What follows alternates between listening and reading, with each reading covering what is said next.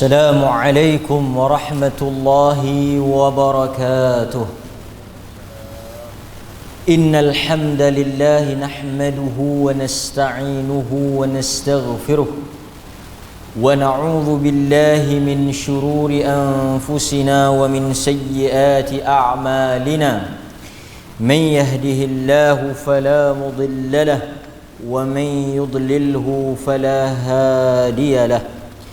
أشهد أن لا إله إلا الله وحده لا شريك له وأشهد أن محمدا عبده ورسوله. أما بعد. Hadirin mukminin, tuan-tuan muslimin muslimat yang dirahmati oleh Allah Azza wa Jalla. Pertama dan selama-lamanya kita memanjatkan rasa syukur kepada Allah kerana setelah kita diberikan sedikit ujian, Allah Azza wa Jal kembali menjemput kita semula untuk hadir mengimarahkan rumah-rumahnya setelah ditutup disebabkan oleh wabak penyakit yang ia juga berasal daripada Allah Azza wa Jalla. Tidak ada nikmat yang lebih besar dan lebih kita rindukan daripada kita dapat duduk mendengar majlis ilmu, salat berjamaah dan kembali seperti mana Allah Subhanahu wa taala mengizinkan sebelum ini. Dan malam ini Tuan Imam sebut kuliah yang pertama di masjid ini setelah daripada perintah kawalan, dan merupakan kuliah yang pertama juga bagi saya dan seterusnya. Hadirin hadirat, selagi mana ruang dan peluang yang ada di hadapan kita, ambillah. Kerana sesuatu yang tidak kita jangka dan kita tidak pernah menyangka, masjid akan ditutup dan kita diharamkan untuk hadir, dilarang oleh pemerintah. Kita tidak menyangka kebiasaan kita hadir salat, meneruskan hidup kita ini berubah sekelip mata. Alhamdulillah, Allah mengangkat wabak ini sedikit demi sedikit, dan kita juga sangat bersyukur. Perlis di antara negeri yang terawal dan paling selamat daripada negeri-negeri yang lain. Alhamdulillah, segala puji dan syukur kita panjatkan kepada Allah. Dan malam ini sebagai bukti kesyukuran kita kepada Allah, kita akan meneruskan hidup ini dengan majlis ilmu seperti mana yang diperintahkan oleh ulil amri. Kuliah hendaklah berhenti sebaik sahaja azan Isya, jamaah hendaklah duduk berjauhan. Tapi saya ingat yang ni tak ada masalah, kerana sebelum daripada SOP pun memang kita duduk jauh-jauh. Kan? Cuma kali ni kena duduk sungguhlah jauh. Dan kita tak boleh bersalaman. Jadi tuan-tuan, kalau nak bersalam dengan saya, minta maaf lah, saya tak boleh bersalaman. Tapi kalau ada hajat selain daripada salam saja, itu kita boleh bincang lain lah, kan? Kalau salam saja tu minta maaf lah, tak boleh. Mudah-mudahan ini semua menyucikan dosa kita. Kita sambung balik pengajian kitab kita Ad-Da' wa Dawa' oleh Al-Imam Al-Hafidh Ibn Qayyim rahimahullahu ta'ala. Seingat saya, pada catatan saya ini, kita berhenti pada muka surat 250 sebelum daripada kuliah yang lepas. Kata Al-Imam Ibnul Qayyim, kata beliau pada muka surat 250, dan kita akan syarah insya-Allah. Hukuman yang menimpa jasad ataupun tubuh ataupun diri kita, kata Al-Imam Ibnul Qayyim, hukuman yang menimpa jasad ataupun tubuh diri kita ini adalah terdiri daripada dua jenis. Satu bentuk hukuman yang Allah kenakan ke atas individu itu berbentuk hukuman di dunia lagi. Satu lagi berbentuk hukuman dan balasan di akhirat. Ini poin yang pertama. Kata Al-Imam Ibn Qayyim, Allah Azza wa Jal apabila menghukum hamba-hambanya yang melakukan dosa dan maksiat, dia boleh jadi hukuman itu berbentuk hukuman di dunia, berbentuk azab, kesusahan, bebanan, penyiksaan, kesempitan di dunia lagi. Sebab itu tuan-tuan, kita tak boleh nafikan masalah problem yang berlaku dalam hidup kita ketika mana kita masih hidup. Memang sebahagiannya kesan daripada maksiat yang kita lakukan. Itu apa yang disebut oleh Ibn Qayyim apabila beliau melihat kepada dalil-dalil yang ada. Tak boleh nafikan. Kadang-kadang kita melihat masalah yang dihadapi oleh seseorang itu, dugaan, ujian yang kena kepada dia berakar ataupun kembali kepada salah dan silap yang dia lakukan. Dan kita jangan lupa, ada hadis yang sebut apabila Allah Subhanahu wa taala menyayangi seseorang itu, dia menyegerakan hukuman ke atas seseorang di dunia lagi. Ini juga satu bentuk gembira untuk kita, satu berita yang gembira. Apabila Allah menyukai, Allah mencintai sesuatu kaum ataupun Allah mencintai seseorang itu, dia akan menyegerakan hukuman di dunia, supaya apabila kita dibangkitkan di hadapan Allah nanti, dosa-dosa yang kita lakukan itu telah dibersihkan lebih awal.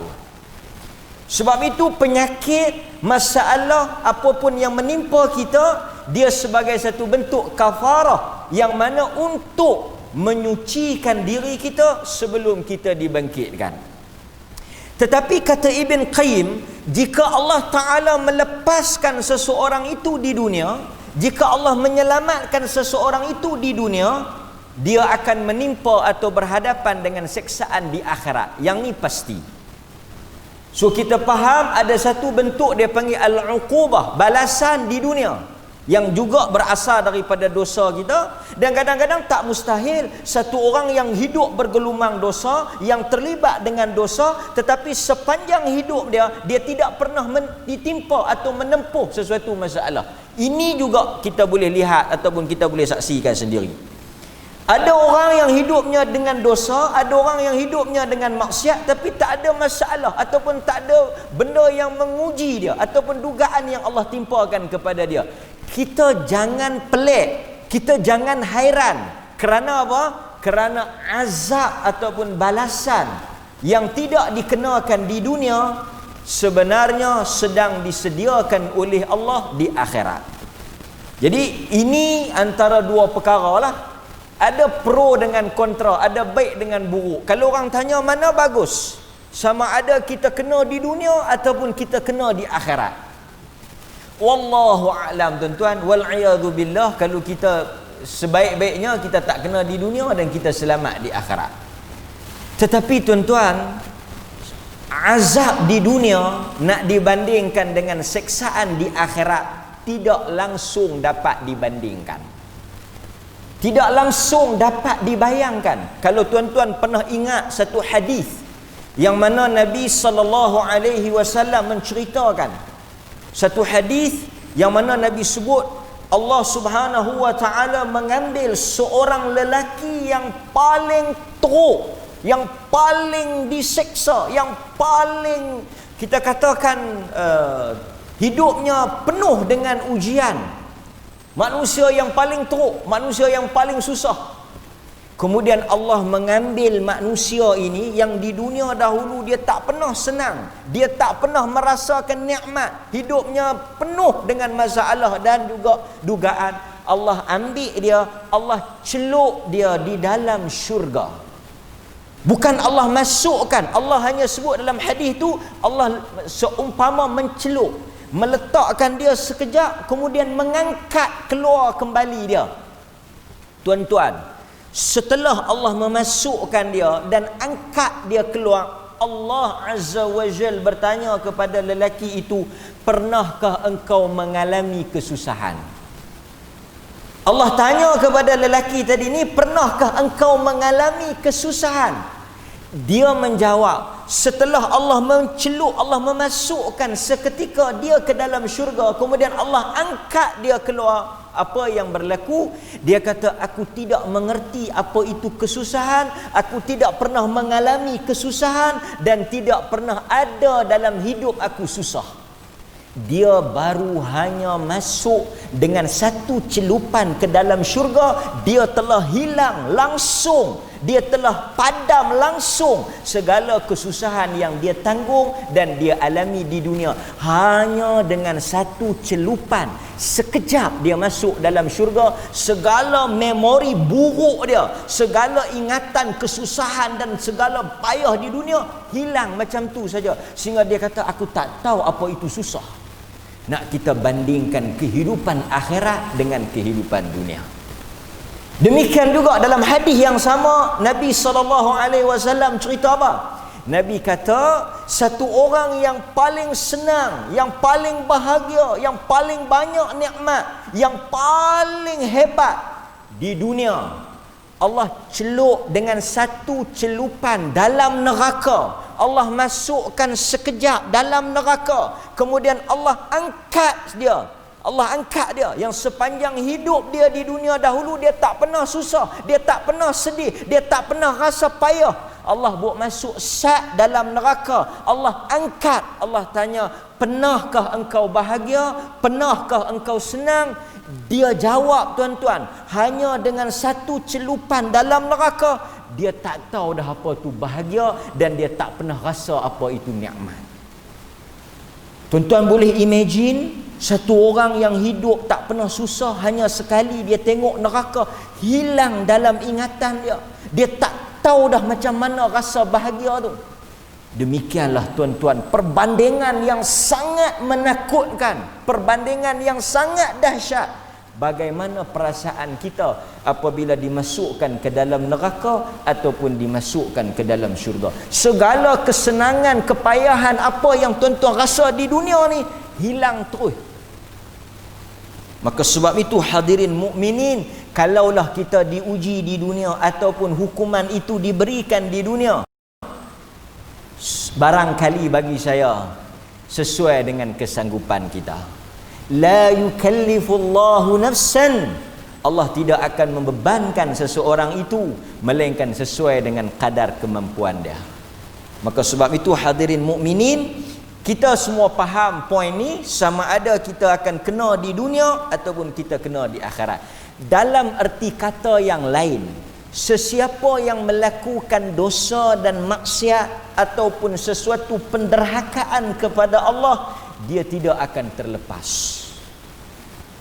Cuma ada barangkali Allah bagi ujian ataupun Allah percepatkan hukuman itu di dunia. Ada banyak orang yang berapa kali dia buat, dia terlepas. Hatta sampai ke mati dia selamat. Hebat kan? Sampai ke mati dia selamat, sampai ke mati dia lepas. Tetapi kita semua yakin bahawa di hadapan Tuhan perhitungannya lebih panjang. Ada orang kita kata nasib dia tak baik, tak dan kali kedua, kali pertama kantoi dah, kali pertama sangkut dah. Kita kalau baca panjang sikit, kita kata Tuhan sayang kat hang, Tuhan tak izin. Dia kata aku baru kali pertama masuk, baru kali pertama nak mencuri kena tangkap dah, terus insaf. Ini tuan-tuan, ini kadang-kadang kita tak boleh faham. Ada orang berulang kali Allah lepas. Mungkin Allah Ta'ala tak peduli ataupun Allah Ta'ala biarkan dia dalam istidraj. Ini kita kena faham. Okey. Kemudian kata Al-Imam Ibn Qayyim, kata dia, berat dan lamanya sesuatu hukuman itu bergantung kepada berat dan juga ringannya kerosakan yang dia timbulkan. Yang ni al-jaza' min jinsil amal. Kata Ibn Qayyim, bagaimana beratnya ataupun besarnya hukuman ataupun penyiksaan yang Allah akan berikan kepada seseorang itu bergantung kepada apa? Bergantung kepada dosa ataupun kadar maksiat yang dia buat. Pasal itu kita kata al-jaza' min jinsil amal. Balasan itu sesuai dengan jenis amalan ataupun sesuai dengan jenis perbuatan. Sebab itu dosa individu yang tak melibatkan orang lain, dosa peribadi yang tak ada kaitan dengan orang lain, tak sama hukumannya dengan dosa yang ada kesan ataupun melibatkan orang lain. Tak sama di sisi Tuhan. Tuhan tidak menghukum seseorang itu berdasarkan kepada pukul rata. Tak. Maksudnya satu orang dia buat dosa yang tak ada kaitan dengan orang. Dosa juga, benda yang salah, tapi dia dengan Tuhan. Tak samalah seksaan dan tak samalah balasan dia. Satu dosa yang dia buat, kesan dosa tu, kerosakan atau buruknya dosa itu bukan sahaja pada diri dia, tapi pada orang lain. Yang kita kata dosa awam, dosa yang melibatkan kepentingan orang lain, yang melibatkan kesan mudarat kepada orang lain, yang tu lebih besar dan lebih dahsyat daripada dosa yang kita buat yang tak berkait dengan orang lain. Ini kata Al-Imam Ibn Qayyim rahimahullahu ta'ala. Dan kita tengok juga tuan-tuan, berdasarkan kepada dalil yang ada, tingkatan neraka juga tak sama seperti mana tingkatan syurga.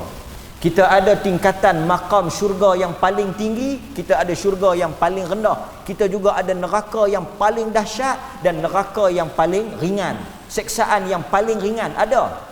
Dalam hadis Nabi kata ahwanul azab yaumal qiyamah. Seksaan yang paling ringan dalam neraka, Nabi sebut seksaan yang paling ringan dalam neraka, dipakaikan kasut di kakinya, menggelegaklah otaknya. Saya nak fokus tang mana? Perkataan Nabi ahwanul azab, seksaan yang paling ringan, menunjukkan seksaan itu tak sama kedudukan dan tingkatannya. Berdasarkan apa? Kalau kita tengok pada perkataan Ibn Qayyim, berdasarkan kepada dosa ataupun kadar kesan daripada maksiat tersebut. Okey. Kemudian dia bawa dalil. Dia kata apa?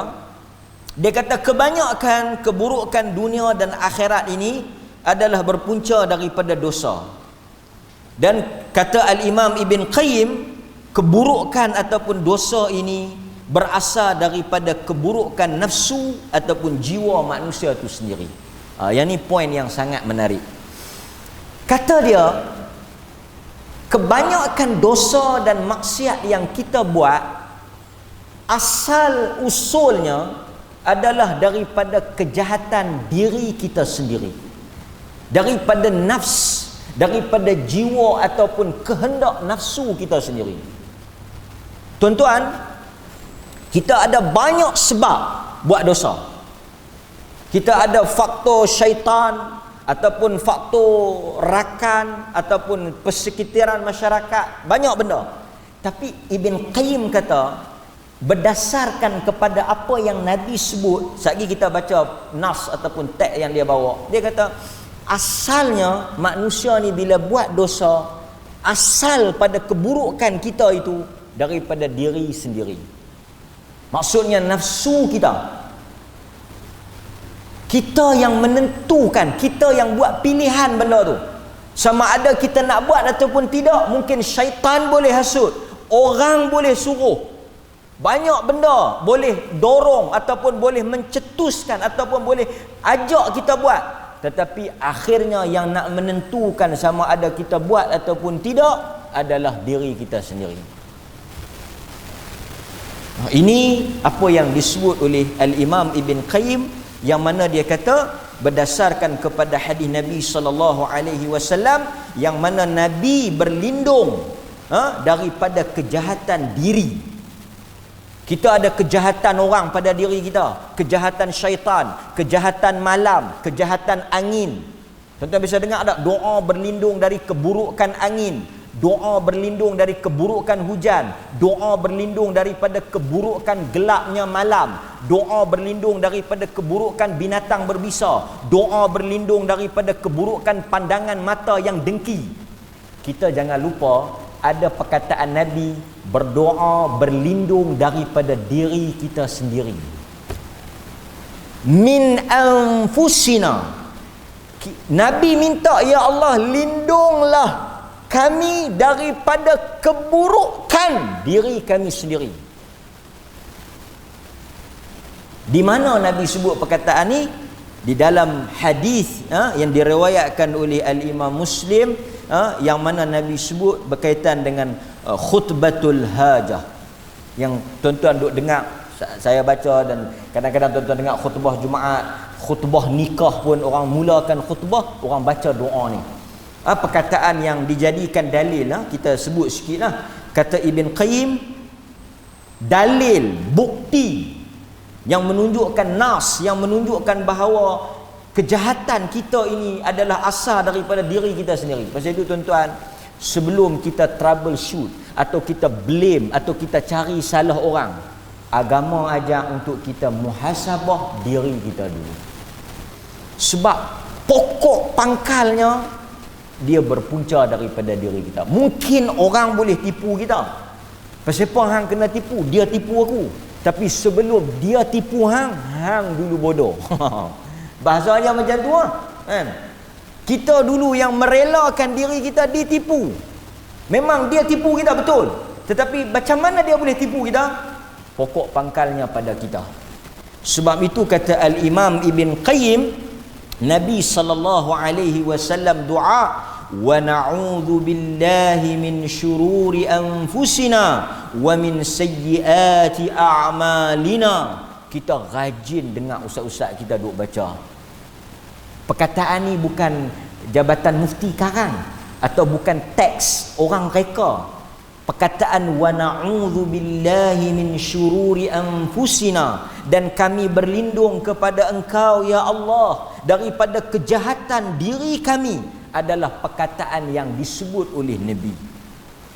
Dan saya nak cerita sikit kat tuan-tuan pasal ramai orang duk dengar kan, kadang-kadang mufti baca, ustaz baca, imam khatib duk baca.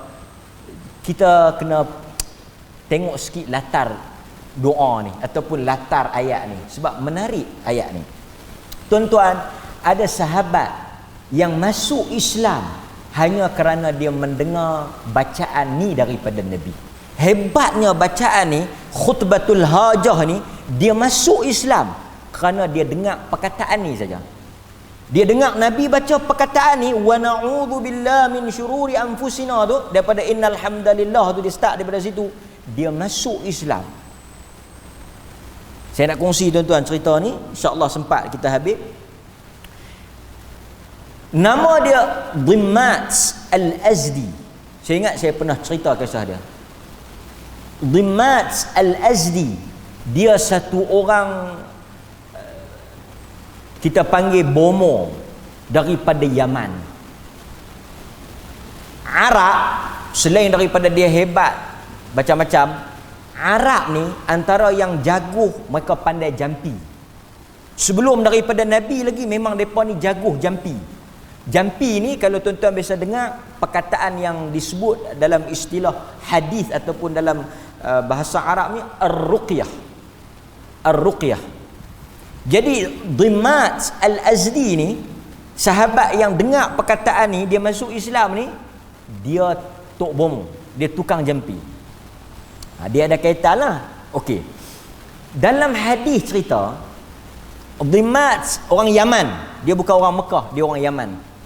Tuan-tuan mungkin barangkali pernah dengar cerita dia. Dhimmat dia mari ke Yaman, dia mari ke Mekah daripada Yaman. Masa tu Nabi tak pindah pergi Madinah, dia duduk di Mekah. Bila sampai di Mekah, yang menariknya apa? Dhimmat ni, orang masa tu tengah duk kempen tak bagi orang pi kat Nabi. Masa tu orang duk kempen peburuk Nabi. Masa tu orang duk kempen bagi orang takut dekat Nabi. Dia panggil dalam bahasanya pembunuhan watak. Character assassination. Bunuh watak tu bagi nampak buruk, bagi nampak tak elok, bagi orang takut. Sebab kalau orang pi dengar atau orang pi jumpa Nabi, masuk Islam. Macam kita duk dengar kok kampung lah, hang jangan pi mengaji dengan kawan tu, hang jangan pi dengar kuliah kawan tu, hang jangan pi, sat lagi hang jadi sesat. Macam tu lah. Walhal agama ajak kita hang pi lah dengar dulu. Pasal apa dia tak bagi kita pi dengar? Kalau kita pi dengar, boleh jadi kita ikut. Pasal manusia ni Tuhan bagi akal. Dia boleh, tak kalah tuan-tuan yang hebat-hebat ni boleh pi dengar, tak boleh nak nilai. Kan? Sekurang-kurangnya tuan-tuan pi dengar dulu dia nak kata apa. Kan? Pi dengar dulu dia nak ceramah apa. Lepas tu tuan-tuan balik, tuan-tuan nilai. Kalau rasa pelik, tinggal. Kalau rasa tak betul, tuan-tuan cek tengok. Betul tak betul? Agama kata alladhi ulul albab alladzina yastami'una alqaul. Orang yang ada akal, albab, orang yang ada apa? Kepandaian ni, dia kena dengar dulu. Dia dengar dulu, fayattabi'una ahsana. Lepas tu dia decide dia nak ikut yang terbaik. Ini dengar pun tak mau. Dengar pun tak bagi dah. Dengar pun gempak macam, kalau hang pi sat ni, silap bulan hang sesat. Jangan duk pi, tak ketahuan hala, jangan duk pi dengar kan. Okey. Lebih kurang macam tu lah. Pi lah dengar, hak lain kita dengar kan. Takkan agama tak boleh dengar. Okey. Dhimmat al-Azdi, manusia tabiat dia bila kita tak bagi, dia akan lagi nak pi ya. Tuan-tuan tahu dalam Quran Nabi digelar apa? Sahir, tukang sihir, majnun, orang gila. Jangan pi, Muhammad tu gila. Jangan pi, dia tu tukang sihir, dia tu tok bomo. Sagi kalau dia pi dia santau hang. Nanti dia pi dia pukau hangpa. Jangan pi. Dia gempak macam tu. Dia buat bagi orang takut. Dhimmat dia ada sikit ilmu lah berkaitan dengan jampi menjampi ni kan. Dia ada pandai sikit lah. Dia kata kalau dia sakit aku nak tolong berubat dia. Manusia ni kita jangan larang. Macam anak-anak kita psikologi, bila kita larang dia akan buat lah kan. Jangan main dia akan main. Manusia ni bila kita larang dia nak tahu, dia punya inquiry, semangat nak tahu tu dia akan lagi kuat, dia nak pi. Dhimmat kata aku nak pi berobat bagi dia lega. Kalau dia sakit, kalau hampa kata dia gila, kalau hampa kata dia tu tak betul ataupun kena rasuk ke apa, duk bercakap merapu-merapu ni, aku nanti akan ubat dia. Dhimmat pada asalnya dia nak pi dengan tujuan dia nak pi berobat Nabi. Bila dia mai dekat Nabi SAW, orang larang dia pergi cari Dhimmat al-Azdi. Yang ni yang kita kata apa tuan-tuan? Okey, ni penting juga. Dhimmat al-Azdi dia bukan orang Islam, dia kafir. Dia bukan Islam, dia daripada Yaman, bukan orang Mekah. Daripada Yaman, dia bukan orang Mekah. Tapi macam selalu kita duk ulang, selalu kita duk sebut, hidayah ni kena pergi cari, bukan dia mai. Dhimmat al-Azdi duduk di Yaman, berjalan kaki mai ke Mekah nak jumpa Nabi, dia boleh Islam. Sebab itu kita kata tuan-tuan, ada orang dia gunakan alasan, dia kata kalau Tuhan nak bagi kita jadi baik, kalau Tuhan nak bagi hidayah, kita akan dapatlah. Tak. Tabiatnya agama bagi tahu kita kena pergi cari benda tu.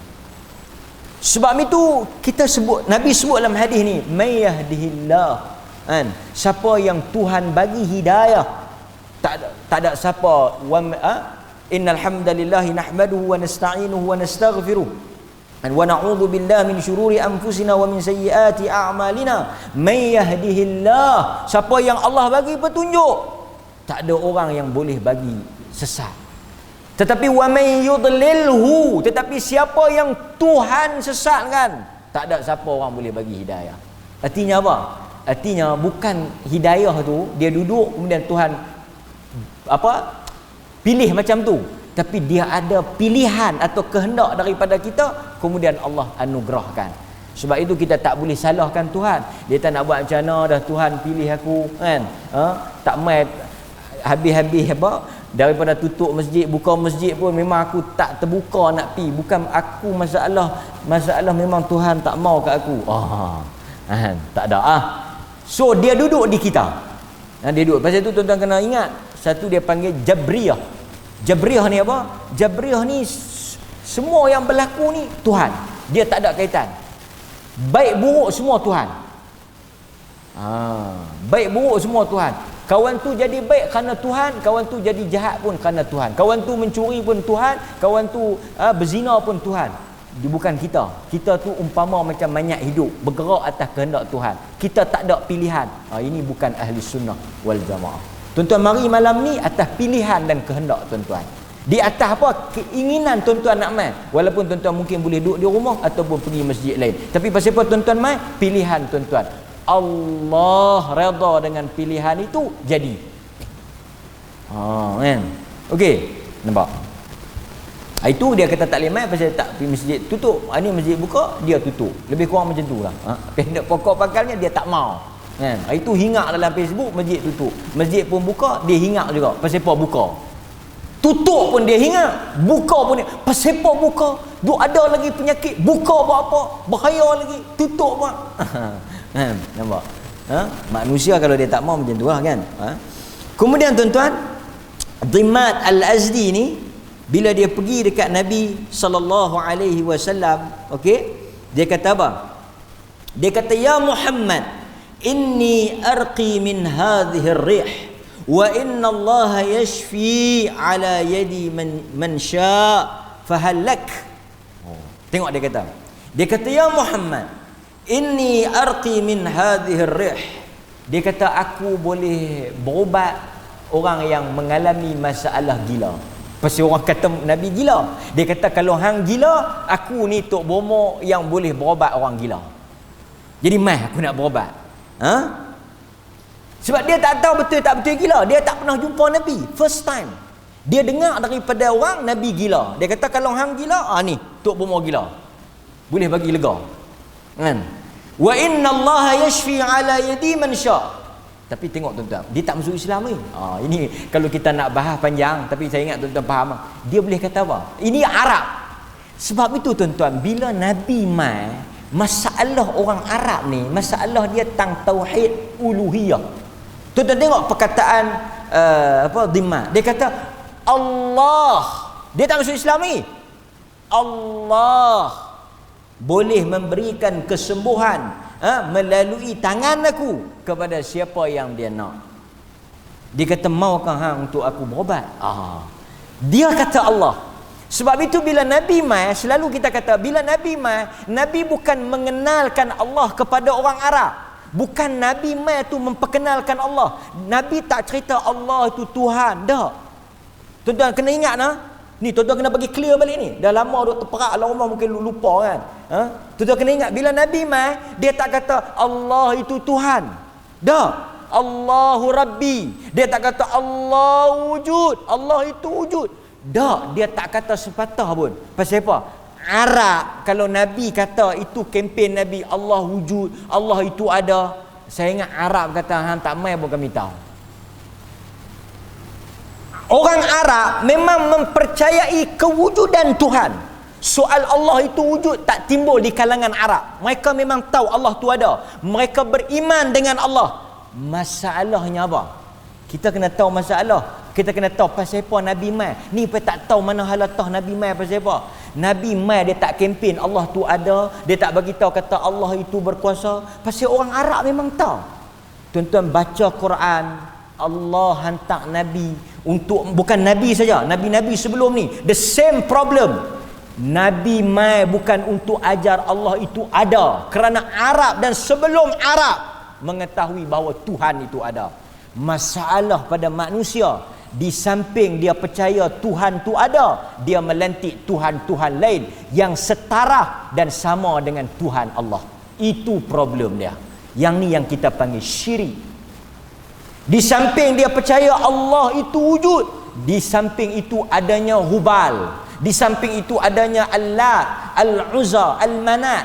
Di samping tu Tuhan Allah ada. Pasal tu bila Abdul Muttalib pergi jumpa Abrahah, dia kata apa? Dia kata Kaabah ini Rabbul Kaabah. Abdul Muttalib kata pada Abrahah, kami tak risau Kaabah pasal dia ada Rabbul Kaabah, dia ada Tuhan Kaabah, yakni Allah. Dan dia boleh letak nama anak dia, bapa Nabi Abdullah, hamba Allah. Maksudnya Abdul Muttalib kenal ke Allah, tahu ke Allah, dia tahu kata Allah itu wujud, dia tahu. Tetapi problemnya apa? Ini yang Nabi bawa ni. Nabi kata apa? La ilaha. Ini kempen Nabi. La ilaha. Kempen Nabi apa? Menafikan Tuhan-Tuhan selain daripada Allah. La ma'bud bihaqqin. Tengok. Ta'rif la ilaha illallah tu dalam kitab-kitab disebut apa? La ma'bud. Tidak ada yang disembah bihaqqin, dengan benar, illallah. Ini inti kandungan dia. Sebab itu matlamat dakwah Nabi, usul dakwah Nabi itu, perjuangan Nabi apa? Menafikan Tuhan-Tuhan selain Allah.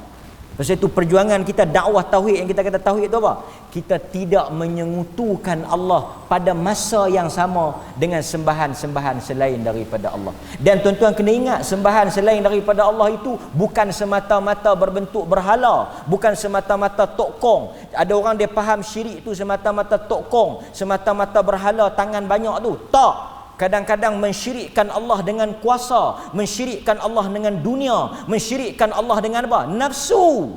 Jangan lupa, mensyirikkan Allah dengan nafsu. Dalam surah An-Nisa Allah kata apa? Tidakkah engkau wahai Muhammad melihat ada manusia yang mengambil nafsu mereka sebagai Tuhan selain daripada Allah? Dia syirikkan Allah dengan siapa? Dengan nafsu dia sendiri.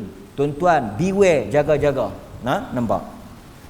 Kemudian tuan-tuan, Nabi bila dia offer, dia mari cara elok, kita pun layan cara elok lah. Dia kata, marilah aku nak bagi hang berobat, marilah nak bagi elok. Nabi bila orang mari elok, dia tak kata apa-apa. Dia tak komen apa-apa dan dia tak komplain apa-apa. Cuma ini dia punya titik mula dia.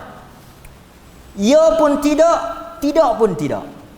Nabi SAW terus respon perkataan dhimmat dengan Nabi baca, innal hamdalillahi nahmaduhu wa nasta'inuhu man yahdihillahu fala mudhillalah wa man yudlil fala hadiyalah asyhadu an la ilaha illallah wa asyhadu anna muhammadan abduhu wa rasuluh wa na'udzu billahi apa semua tu min syururi anfusina apa semua tu sampai habis. Okey, dhimmat bila dia dengar perkataan Nabi tadi, dia dengar innal hamdalillah sampai habis tadi ni, khutbah hajah tu yang tuan-tuan duk dengar, khutbah hari Jumaat tu ataupun khutbah nikah ataupun kadang-kadang mukadimah sebagai ustaz duk baca tu, dhimmat dengar tu daripada Nabi. Dhimmat kata, ulang Sat. Dia nampak tertarik. Dia kata, boleh tak ulang sekali lagi nak dengar? 3 kali Nabi ulang. Dalam hadis sebut 3 kali Nabi ulang. Dia dengar 3 kali. Dia kata apa? Dia kata, laqad sami'tu qaulal kahana wa qaulas sahara wa qaulas syu'ara. Sebab orang kata Nabi ni satu tukang bomo, tok bomo. Satu lagi orang kata Nabi ni gila, tukang syair. Lepas tu macam-macam lah. Dia kata apa? Dia kata, laqad sami'tu, aku telah mendengar. Dia apa? Qaulal kahana, aku telah mendengar ke semua jampi-jampi tok bomo yang ada ni, semua aku pernah dengar. Pasal itu orang tanya, boleh jampi dalam Islam? Ada sahabat tanya, boleh kita nak jampi dalam Islam ni? Nabi kata apa? Cuba baca nak dengar tengok. Maksudnya dalam Islam adanya jampi, boleh jampi. Cuma jampi punya konten tu kena bagi betul. Kan? Tuan-tuan nak jampi boleh, tak ada masalah. Cuma konten jampi tu bagi betul, itu saja. Banyak orang tanya, boleh tak nak jampi? Boleh. Jampi ni dalam bahasa kita doa lah, kan? Boleh jampi. Nabi pun jampi. Bisa dengar tak jampi Nabi? Kan? Satu orang sakit, Nabi pegang, Bismillah arkika. Nampak? Dengan nama Allah aku menjampi engkau. Arkika, dengan nama Allah aku menjampi engkau. Min kulli syai' yu'zika, Allahu yashfiak. Tu antara bentuk doa Nabi. Dengan nama Allah aku menjampi engkau dari segala apa yang menyakiti engkau. Allah lah menyembuhkan penyakit engkau. Ini kita boleh baca. Banyaklah lagi. Kalau tuan-tuan kata boleh tak saya nak baca hak jampi-jampi Melayu pun boleh. Tapi kena bagi betul lah. Janganlah pipih datang manis mukamu, teringat aku pada malam sebelum tidur, mengigau engkau akan aku, datanglah engkau. Ini janganlah kan. Buih 3 kali apa semua tak boleh. Bagi yang betul, konten bagi betul kan. Okey. Lepas tu dia kata wa qaulas sahara. Kalau sihir pun qaulas sahara, aku pernah dengar. Wa qaulas syu'ara, dan juga syair-syair ni, syair-syair, sajak-sajak ni semua aku dengar. Dia ada ilmu, knowledge. Dia kata semua aku bisa dengar. Fama sami'tu mithla kalimatika haula wa laqad balaghana na'us al-bahr. Dia kata bila aku dengar perkataan yang keluar daripada mulut engkau, ini bukan perkataan jampi, ini bukan perkataan syair, ini bukan perkataan yang keluar daripada mulut manusia, ini bukan yang dikarang oleh manusia, tapi perkataan ini datang daripada Tuhan.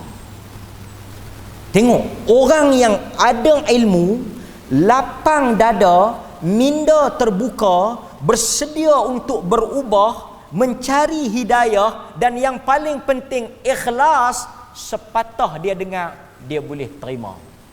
Ini beza manusia. Dia pergi dengar dengan niat nak cari Nabi, nak cari hidayah, nak dengar, nak tahu, nak tengok apa Nabi tu yang sebenarnya. Dia ikhlas, dia masuk Islam. Dia kata apa? Dia kata hats yadak. Dia kata hats, buk mai tangan kau. Dia minta dekat Nabi, dia kata buk mai tangan kau. Ubayyuka 'alal Islam. Aku ingin berbai'ah, yakni aku ingin mengisytiharkan aku nak masuk Islam. Nabi kata wa 'ala qaumika. Engkau seorang kau nak masuk ataupun kau nak ajak kaum kau sekali? Orang Arab dulu bila dia masuk, bukan kata dia saja, nanti satu puak masuk. Kan? Dah dia kata wa 'ala qaumi. Dia kata bukan aku seorang, kaum aku juga. Ini satu benda yang bagus yang kita kena contoh. Dia mari jumpa Nabi, dia dapat satu ilmu, dia dapat hidayah, dia masuk Islam, dan dia ada misi untuk sampaikan benda tu pada kaum dia, dan akhirnya kaum dia pun masuk Islam di tangan dia. Saya nak cerita itu asal usul sejarah khutbatul hajah. Besarnya dia membuka pintu hidayah pada seorang sahabat Dimad Al-Azdi yang pada mulanya tak nak masuk Islam. Apabila dia dengar, dengan kaum dia pun masuk Islam.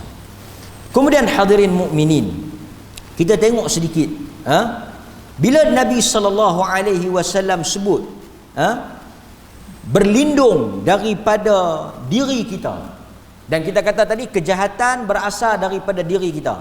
Betul tak tuan-tuan? Untuk nak menjelaskan lagi perkataan Ibn Qayyim ini, tuan-tuan boleh balik tengok surah Yusuf ayat 53. Surah Yusuf ayat 53. Tuan-tuan akan clear perkataan wa na'udzu billahi min syururi anfusina. Dan kami berlindung kepada Engkau ya Allah daripada kejahatan diri kami. Apa dia kejahatan diri kami? Kejahatan nafsu kami. Tuan-tuan balik tengok surah Yusuf ayat 53, kita tengok terjemahan dia. Dan aku tidak wama ubarri, dan aku tidak membebaskan nafsi, diriku. Aku tidak dapat menyelamatkan diriku daripada dosa. Melainkan nafsu ataupun diriku itu menyuruh kepada kejahatan. Ini perkataan Nabi Yusuf. Maksudnya apa? Dalam ayat surah Yusuf ayat 53 ni jelas kepada kita bahawa nafsu ataupun diri itu la ammaratu bisu. Dia senantiasa mengajak kecenderungan, keinginan yang terbesar dalam jiwa kita ke arah mana? As-su, kejahatan. Pasal itu kita bila bincang tentang nafsu, tuan-tuan ingat tak lagi? Tak apa, oleh kerana kita bagi maaf, lama tak kelas, mungkin lupa. Nafsu, jiwa kita ada 3 kan? Jiwa kita, bila kita kata diri kita ni atau nafsu kita ni ada 3 yang disebut dalam Quran. Quran sebut, yang pertama yang kita sebut sebagai nafsu yang paling tinggi, mutmainnah.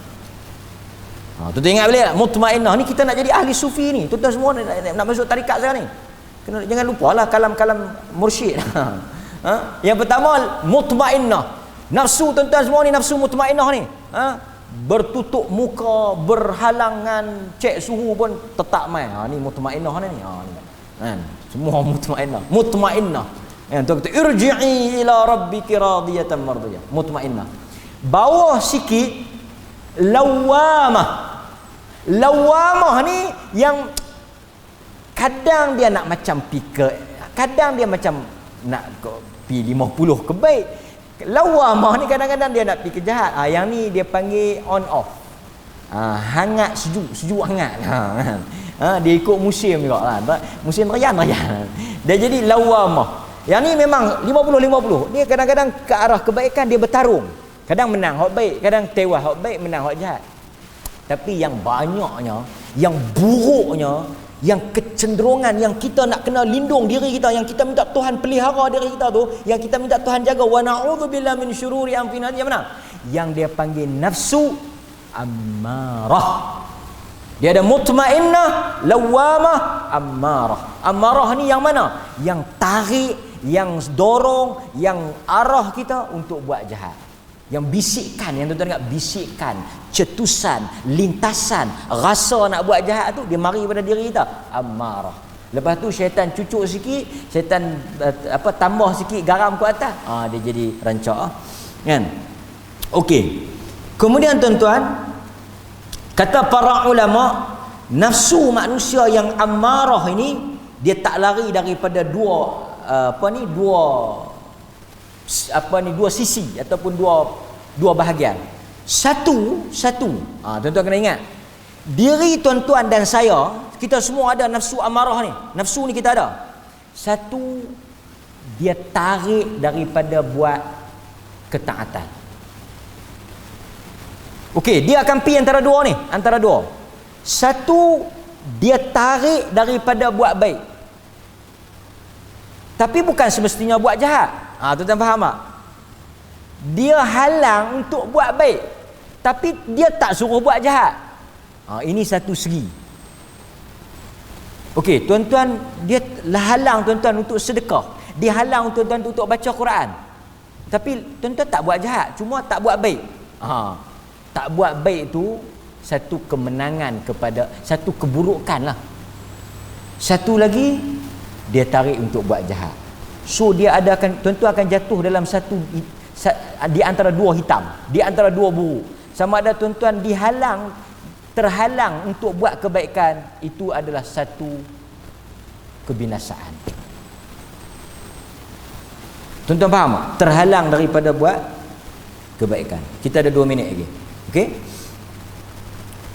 So tuan-tuan jangan seronok pula.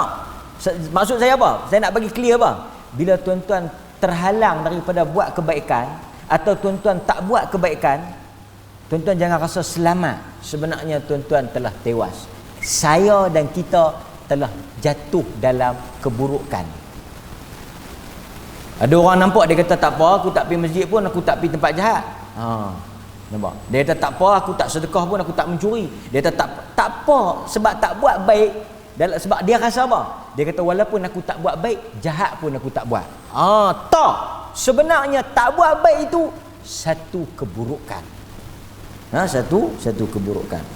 Kemudian tuan-tuan, kata para ulama juga, dalam hadis yang disebut ataupun dalam perkataan yang disebut oleh Nabi SAW yang kita baca tadi, wa na'udzu billah, yang Ibn Qayyim bawa, kita bahas yang Ibn Qayyim bawa, wa na'udzu billahi min syururi anfusina. Kita dah bahas tentang kejahatan diri kita. Kemudian dia kata apa? Wa min sayyi'at a'malina, daripada sayyi'at. Sayyi'at ni jamak kepada sayyi'ah, daripada kejahatan-kejahatan amalan kami. Amalan kami. Yang mana amalan tu, kata para ulama, dia asal daripada kejahatan diri, hati ataupun nafsu. Faham tak? Pasal apa? Wa min sayyiati a'mal, daripada kejahatan amalan kami itu, dia berasal daripada kejahatan nafsu. Kata para ulama, amalan manusia tidak lari daripada 3 keadaan. Amalan kita ni tak lari pada 3 keadaan. Satu, amal salih. Satu, amal salih. Illal ladzina amanu wa 'amilus salihat. Ini keadaan yang terbaik, amalan salih. Yang ni okeylah. Yang kedua, amalan yang tidak salih. Yang ni yang kita berlindung tadi ni. Tuan-tuan, dalam hidup tuan-tuan, perbuatan tuan-tuan ni dia tak lari pada 3 keadaan. Satu, perbuatan yang baik, yang salih, yang disuruh ketaatan. Satu lagi, lawan kepada ketaatan, dosa lah. Wa na'udzu billahi min syururi anfusina wa min sayyiati a'malina, tu dosa, perbuatan jahat, perbuatan buruk, perbuatan maksiat. Yang ketiga ni yang kita bimbang sikit. Yang satu dengan 2 clear. Yang nombor 3 ni, Yang mana kata para ulama, amalan yang tidak salih dalam masa yang sama dia bukan amalan yang buruk, amalan mubahat, amalan yang bersifat harus tetapi sia-sia. Yang ni yang kita nak kena jaga-jaga. Tuan-tuan bisa dengar tak perkataan zuhud? Zuhud bisa dengar. Ni kita mengaji tasawuf ni. Zuhud. Buat baik clear, tak buat jahat clear. Last yang nak saya sebut ni apa dia? Yang dia jahat pun tak, baik pun tak. Dia amalan harus. Sebenarnya tuan-tuan, zuhud meninggalkan perkara yang harus kerana ia tidak bermanfaat. Itu makna zuhud. Tuan-tuan kena ingat malam ni takrif zuhud apa dia? Zuhud kalau tengok dalam hadis, tengok perkataan para ulama, orang yang kontrol diri dia buat benda yang harus, buat benda yang sia-sia tapi tak berdosa. Nampak? Faham? Saya bagi contoh. Bagi contoh. Apa yang sia-sia tapi tak berdosa? Seperti bercakap tak berdosa. Tetapi orang beriman dia tak akan bercakap melainkan benda yang bermanfaat. Tapi kalau nak bercakap, dosa tak? Kalau tak harap, tak berdosa. Tapi pasal apa hang tak bercakap? La yanfa', tak ada guna aku bercakap. Ini zuhud. Saya harap kita dapat poin-poin penting daripada perkataan Ibn Qayyim, dan kita tangguh kelas kita pada malam ini. Alhamdulillah, kita bersyukur Allah izin kita sambung balik, dan kita doa keadaan ini kekal sampai bila-bila. Wallahu taala a'lam. Sallallahu ala nabiyyina Muhammad wa ala alihi wa sahbihi wasallam. Alhamdulillahirabbil alamin. Assalamualaikum warahmatullahi wabarakatuh.